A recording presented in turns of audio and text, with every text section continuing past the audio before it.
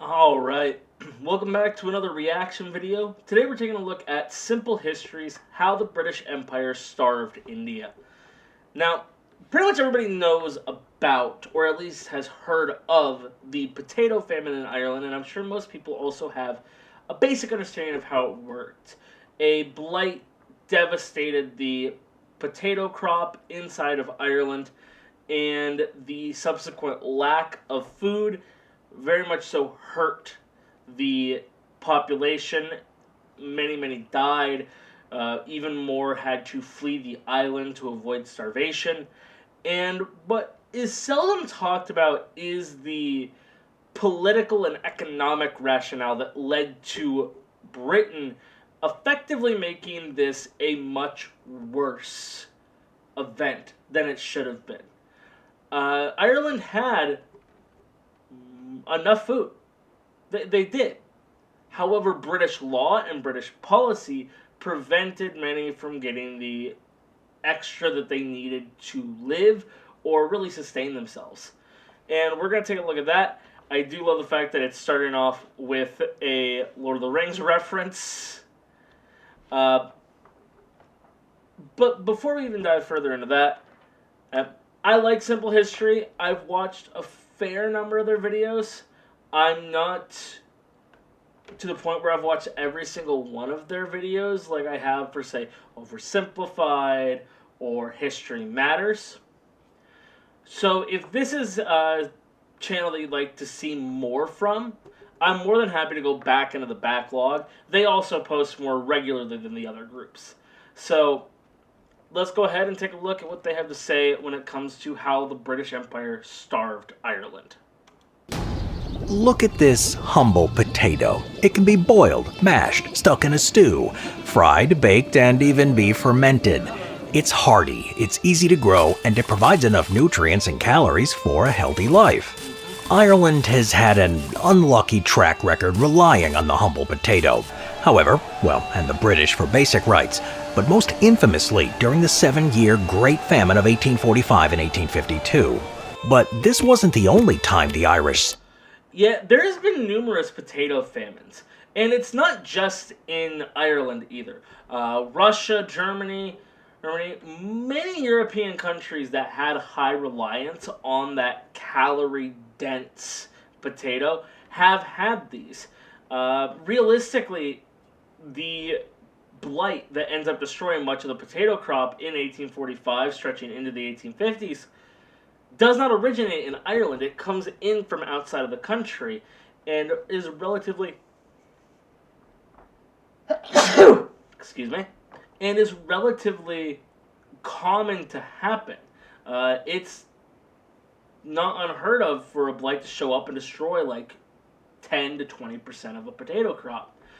But the thing that devastates Ireland so bad is we're talking in some of the worst years that blight takes 50+% of the Irish potato crop, which is horrifically destructive to the island's, basically its food supply. Starved in great numbers. A quick weather report from 1739, a century before the Great Famine. In September, as you can see, there were lots of rain clouds coming into Ireland, followed by dry conditions in October that were much colder than normal. Now, I'm sure that they're about to get into this. I'm also not a scientist, but that sounds like the perfect condition for fungi, which is what the blight is. It's a fungus that spreads across and destroys the crop. Then, the Great Frost hit, the coldest winter of the century in Europe. Temperatures plummeted over the following months, and many found themselves short on fuel to keep warm.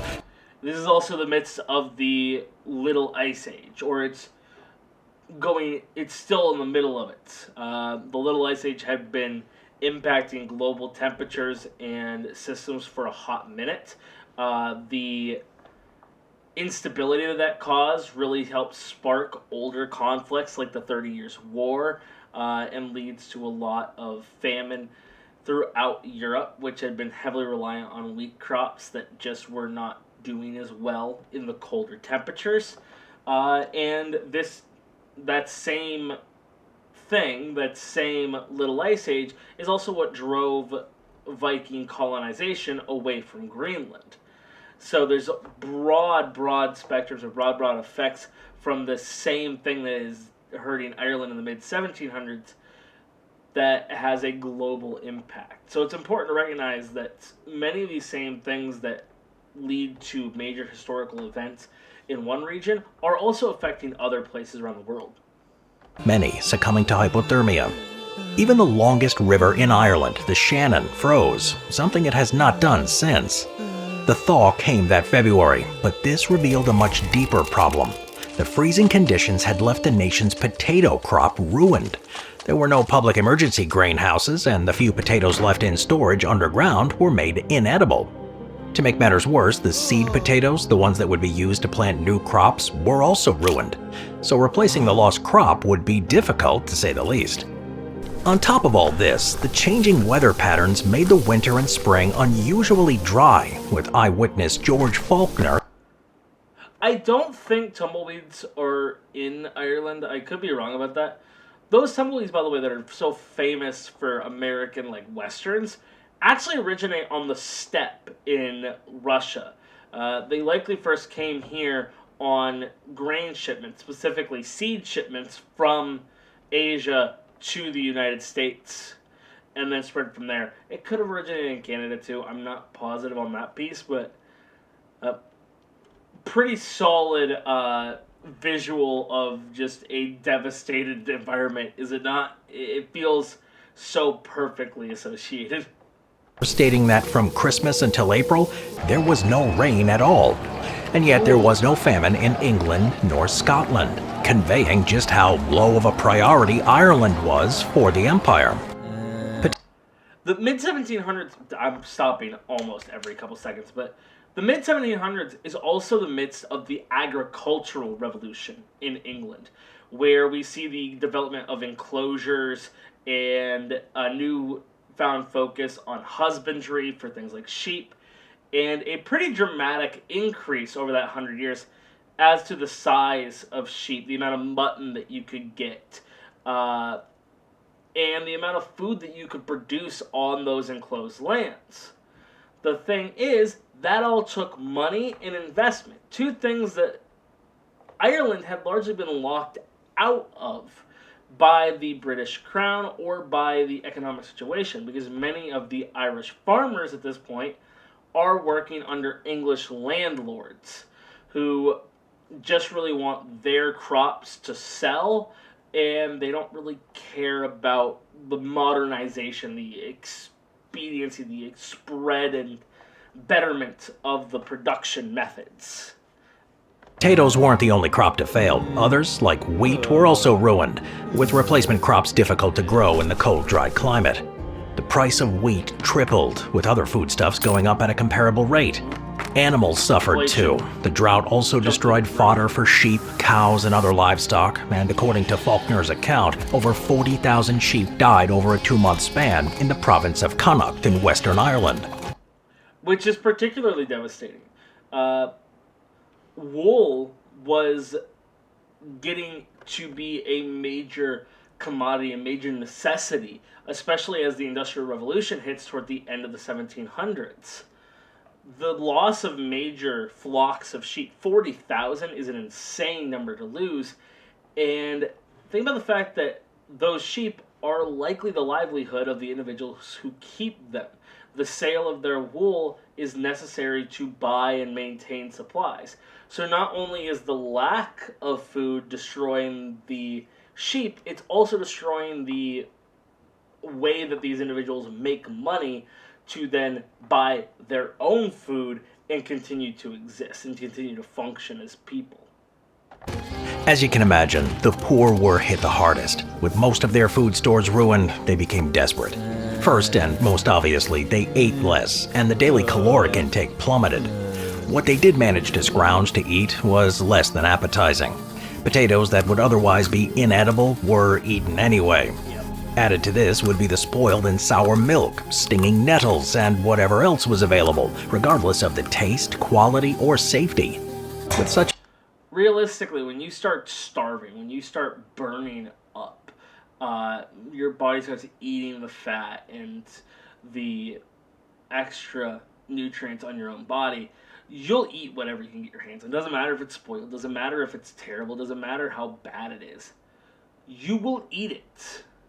And that's the situation that a lot of these poorer farmers end up finding themselves in during the potato famine and during a number of the other famines throughout the period. A limited and low quality diet, it's no wonder that disease outbreaks became common and dysentery outbreaks ravaged the country. In some places, the dead were being buried on a daily basis with no end in sight. It's important to recognize that a balanced diet gives you good nutrition, and good nutrition leads to a healthier life. Well, when you cut back on those healthier foods, and often in this case, people tend not to be able to afford a lot of the healthier foods that they need for a balanced diet when they don't have a high enough paying job or anything else. And that's also why we see higher rates of disease, lower, younger ages for average death. Poverty is inherently destructive to the population. It was in spite of foods like butter, beef, barley, malt, and hake still being sent abroad, including to feed British soldiers in Spain during the War of Jenkins' Ear, when they could have been handed out at home. The desperate also resorted to crime. Riots broke out and many were killed or injured, and food would be taken in the confusion. Food theft became more and more common, and the jails began to overflow from the numbers of people just trying to keep their bellies full. Many were shipped off to the New World as punishment to ease the numbers sitting in Irish prisons. At this time, That would be there's a variety of them. Toward the end of the 1700s, we see, or sorry, in the early 1800s, we see Australia be established as a penal colony for individuals who had been sent to jails. Actually, James Oglethorpe, the thing that he founds Georgia around, is the idea of a penal colony where an individual could come if they had high amounts of debt and work it off. But yeah, desperation is a big motivator for crime. For instance, when the French Revolution begins, one of the big reasons why it does is because the recent harsh winters and problems across the nation led to pretty substantial reduction in wheat harvesting. That leads to a lack of bread and leads to what becomes known as the bread riots, where people start attacking bakeries or storehouses to try to get enough to feed not just themselves but their families. And those bread riots are the first stages of the French Revolution. Or one of them. There's many, but there wasn't much in the way of organized government relief. Aid came in the form of individual efforts from local clergy and church officials and the landed aristocracy. In Waterford, the local gentry established a food distribution system that kept 1,800 people fed per day. Other cities, towns, and villages like Cashel did the same, collecting donations, buying food, and distributing it to the needy. Some wealthy people started public works projects as a way to keep unemployment down. As much as they may have tried to relieve the suffering, these efforts were sporadic and not coordinated enough to provide relief for the starving and disease-racked population. And while they showed the railroad there, the big thing were the Irish roads. These public works projects to get roadways and paths finalized and made better across Ireland. And the payment would be food. You'd be able to feed yourself if you went out and worked. But many of those roads were seen as roads to nowhere. They were kind of a good analogy for the lack of government intervention at this point. Like, realistically, private charity is great in smaller portions, in smaller amounts, when it is not a national crisis. But people were dying by the thousands across Ireland during this potato famine, and There's also another big piece to talk about, which is the fact that the English, the British Empire, didn't just fail to intervene in the early period. They also particularly had laws that made things worse. Things like the Corn Laws, different policies that led to the direct exportation of crops and foodstuffs from Ireland, or prevented foreign items from coming in. Not the same thing, but kind of in a similar vein as what we talked about previously with the idea of protectionism in the last video about William McKinley. Like, protectionism's main idea is, well, if we raise the prices, it'll be easier for ours to keep up. The British had a number of laws that prevented importation or limited importation of foreign goods so that their native economic structure could build those things up. And that hurts the people of Ireland because even though the United States, for instance, is making a massive surplus of food in the mid-1800s, they also couldn't really import most of that into Ireland. Some food was shipped in from outside the country, but this was mostly distributed to coastal towns and cities, and very little of this outside relief made it inland. The climate in 1740 continued to be dry, and what crops could... By the way, I know that we're mostly talking about the Great Famine in the 1840s, but I feel like the general reality is pretty much the same in a lot of this. So it's a good kind of comparative exercise with the older famine that we're talking about here in 1740. be planted failed because of the lack of rain.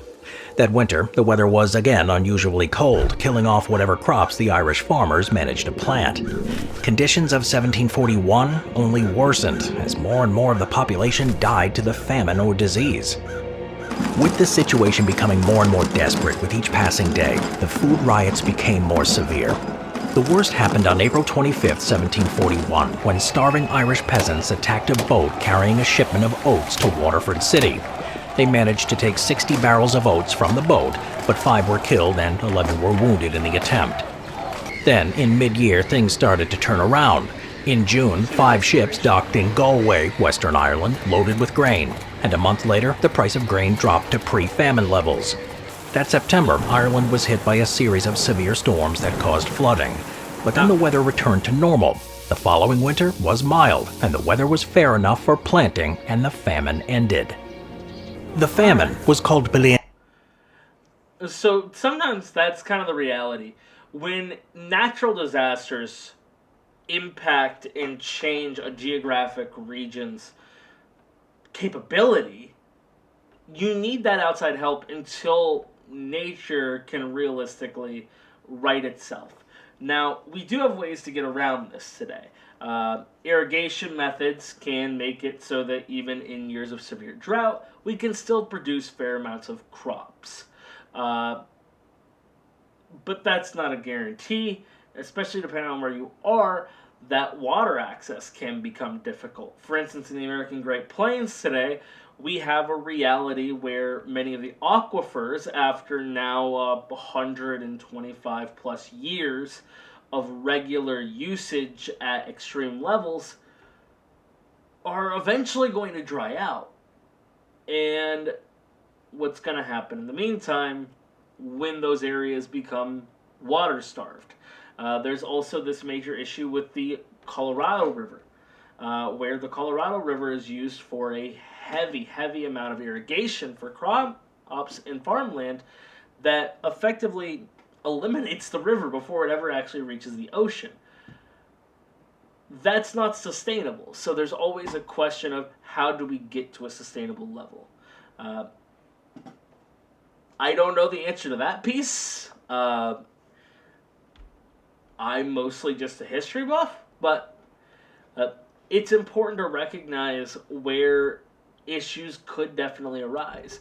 Matter of fact, the major drought is what ends up being the major cause of the eat Dust Bowl. It's not the only reason. Overproduction, over farming, lack of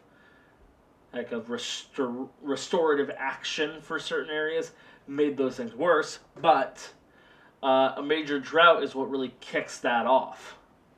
In an hour, or Year of the Slaughter by the Irish.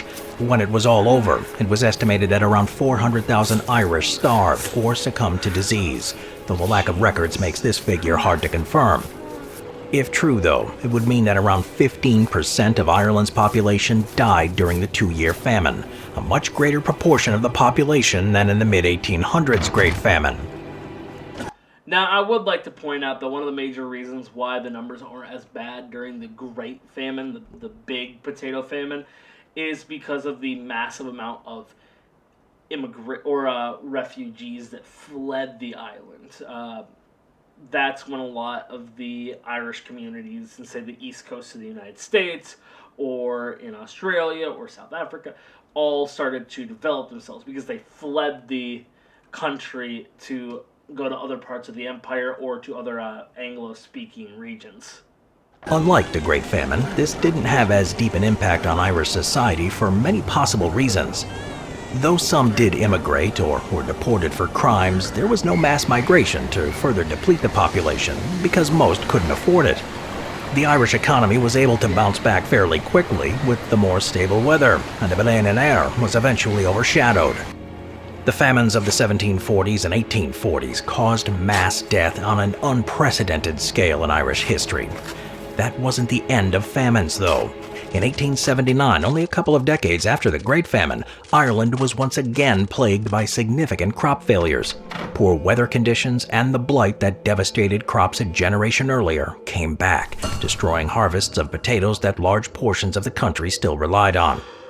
Fortunately, this famine was relatively minor compared to the earlier shortages. The blight primarily affected the western portion of the country, and expanded rail networks allowed relief supplies and surplus food to be moved quickly to the affected areas. On top of this, Ireland had much more help from both the British government and from abroad. By that point, by the 1870s and 1880s, we had seen an abandonment of a lot of the policies that had specifically led to the prevention of foreign crops coming in, or from the government intervening and assisting.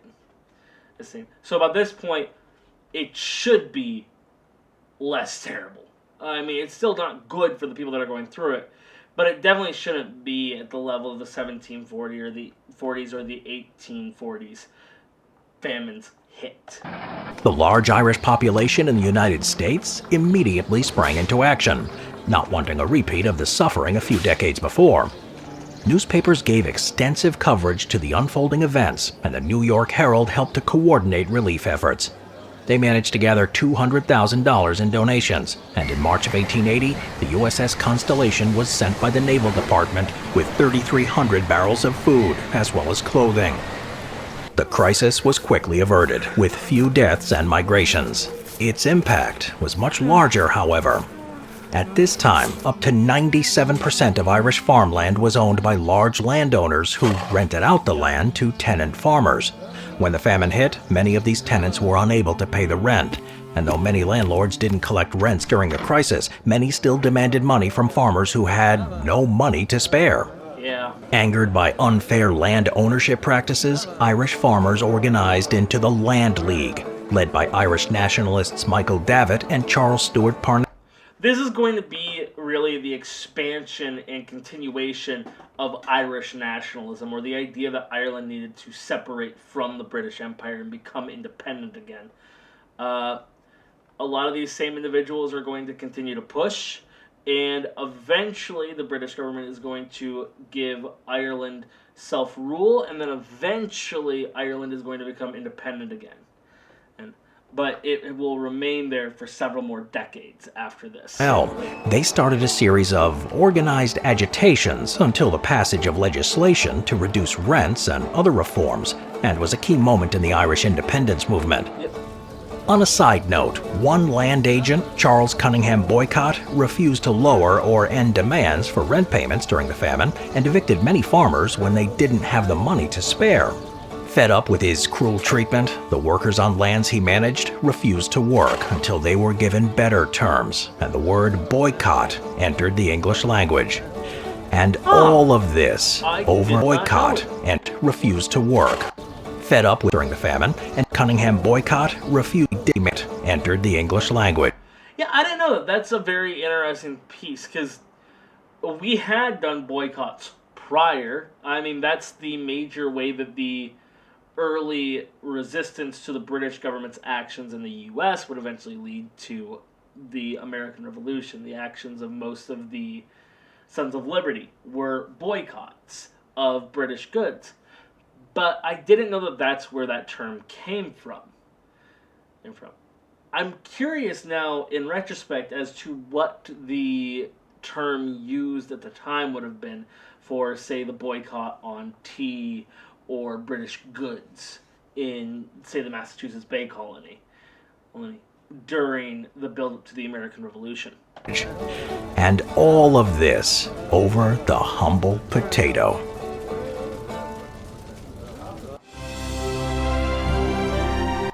Alright, that was an excellent video. I very much so enjoyed that. Next time, I don't know exactly what we're going to look at next time. I'm kind of hoping that one of our standbys, one of our normal ones, releases again. And I'm also hoping I'm looking at some new videos and some new pieces. If you want me to look at more simple history, please let me know. And we'll take a look at whatever you guys want to see. I also have a channel that I was looking at that had a video about Seondok. One of the couple individuals that I didn't know anything about in the Leaders of the World cipher that Russage did. So if you want to see that one, let me know as well. Talk to you guys in the next one. Have a great day. Bye.